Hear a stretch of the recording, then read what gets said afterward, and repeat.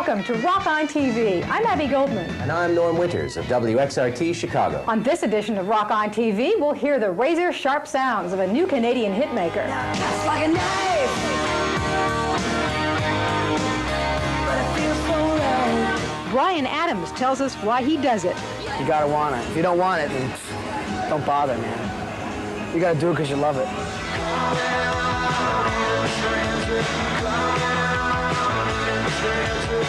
REM leaves it up to our imagination. You could enjoy the band and never know what REM means and be happy. You know, rhinoceroses and elephants and mooses is okay with us too. I'm a mess without my little China girl. David Bowie falls in love. Up in the morning is my little China girl. But first, let's meet a distinctive funk rock ensemble. The Talking Heads have been one of the most adventurous and consistently compelling of all the rock bands that emerged from the mid-1970s.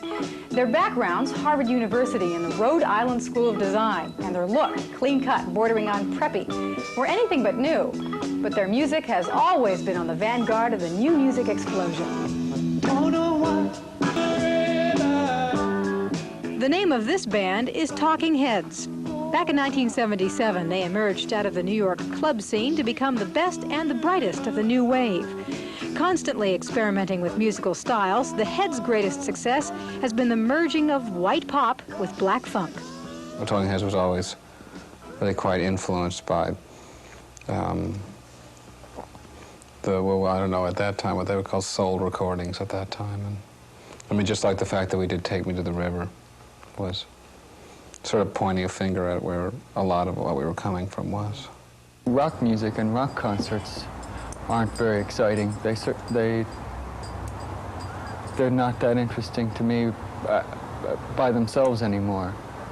For instance, in the mid and late 70s, I think the newest things that were happening were in disco and funk music. You may find yourself, and you may ask. To bring this sound to the stage, the Heads recruited members of Parliament Funkadelic and guitarist Adrian Belew. This 9 heads or better than 4 lineup proved to be a great success. We left the interpretation a lot looser, so we only play the record a couple of times for everyone.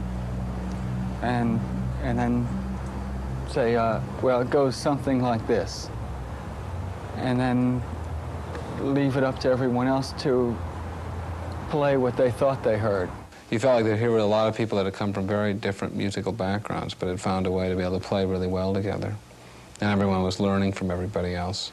That learning experience extends to solo projects that all the Heads have worked on. In fact, Chris France and Tina Weymouth's solo album, The Tom Tom Club, threatened to be a bigger success than the Talking Heads. I think it actually is great because it means that we all have a chance to do other things. And you learn to, that usually makes you appreciate what you can do with the band, too. What David Byrne does with the band is a synthesis of American culture fused with third world rhythms.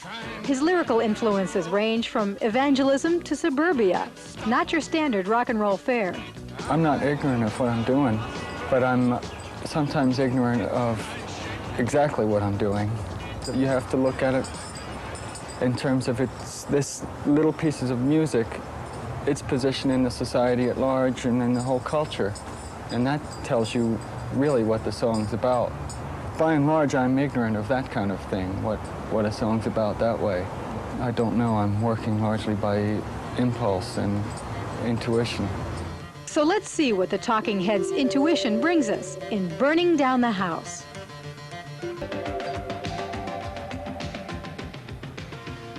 Ever wake up from a vivid dream to find out that the details have vanished and only the feeling remains? REM recreates that sensation with music so effortlessly primal that it seems to spin straight from the subconscious. You've heard of dance music? Well, this is dream music, tunes that make you quiver and shudder. REM is also the name of a unique new band from Athens, Georgia.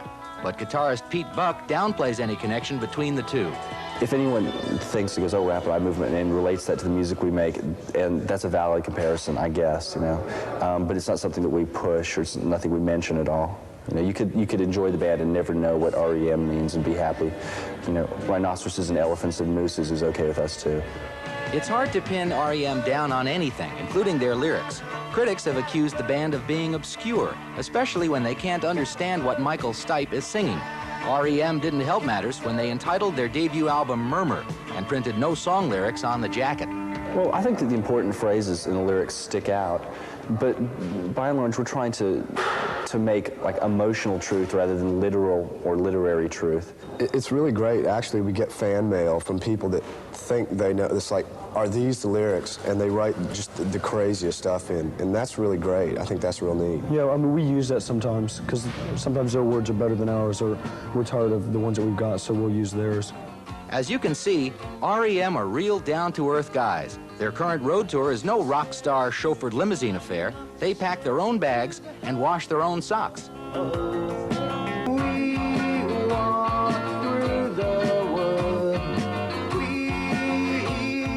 REM rejects all the trappings of rock stardom, including glitzy videos that sell music with such cliched images as breaking glass and gorgeous girls. Well, most of them are just poorly done, I think, with very little taste, and they tend to perpetuate the rock and roll myth, which is just really evil, as far as I'm concerned, you know, because it's not true. They all show, you know, beautiful women running around in lingerie, and they tend to be kind of misogynistic, and I don't think that's fair at all. And they get it shown to real impressionable kids, and I think it gives them the wrong idea of what rock and roll should be about. So what should rock be about? Honest emotion, whatever your feelings are, played through your music. Now, let's see how REM manages to get their honest emotions across in their video version of Radio Free Europe.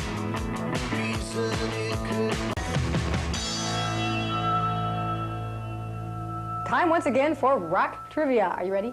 Okay. David Bowie's name has been known for over a decade, but you know what his real given name is? It was something fairly common. Yeah, in fact, he changed it from David Jones back in 1968. Apparently, he was afraid of being confused with Davy Jones of the Monkees, who were very big at the time. Understandable. More recently, David Bowie's 12-year-old son has been following in his father's footsteps. Not long ago, Zoe Bowie changed his name to Joey Jones. I guess he thought it would be less outrageous. Well, whatever you want to call him, David Bowie is here performing China Girl.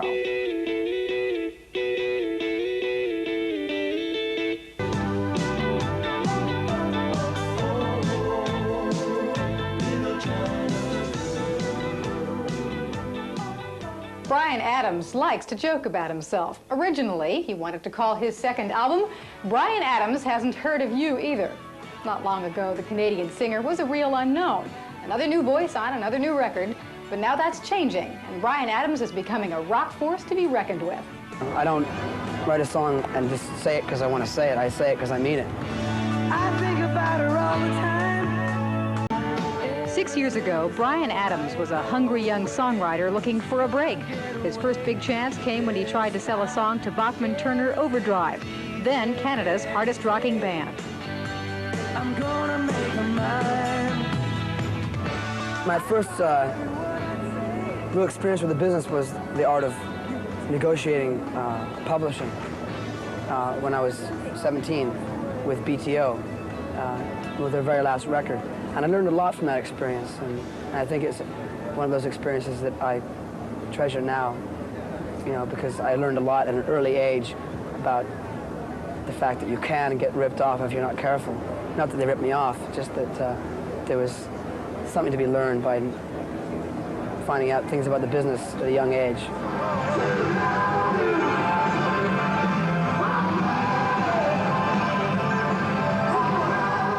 Bryan Adams learned the business of rock and roll quickly enough to sell songs to a wide variety of other musicians. The nice thing about having your songs covered by other people is that it kind of means that your songs are not only for yourself, but they are for other people. People can interpret them their own way. I like that. Bryan. Thank you. Although he's enjoyed writing for other people, his true desire was to be up there in the spotlight himself. Since he's the kind of guy to do things on his own, the first step was to sign with a record company. I signed with A&M Records because they were really the only people that would give me a shot. I mean, I got the old, you know, Well, okay, Bryan, tell us, do you have a manager? I'd say, no. I'd say, well, do you have a band? I'd say, no. I'd say, well, we can't help you. It's all right, we can't do anything about it. And I learned a lot from that, too, you know, just from being able to figure out what they wanted and delivering something that I thought was the right thing. Although my comeback to all that initially was, well, look, man, I got a great song here. Doesn't that stand up today? No, man, you got to be more than just a great songwriter. You have to have all the other aspects of the business. And it's true, it really is. To have the mega success, you have to. But initially, you can be a solo artist with a good song, I think. That's how I started.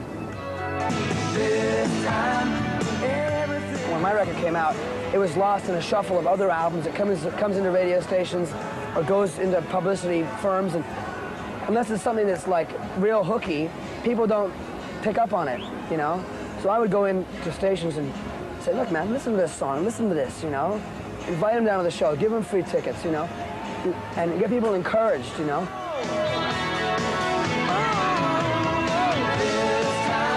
Now with the Gold album and a growing cadre of adoring fans, what does Bryan Adams really want from life? There's one dream I've always had that, you know, may become a reality, and that is that I've always wanted to own a piece of land, and I'm going to go buy myself some land, and that's all I really want. Well, even though Adams has some pretty down-to-earth goals, he's still got a lot of rock and roll left in him. Let's take a look at the song that helped Bryan Adams slice into the top 40, Cuts Like a Knife. Driving home this evening.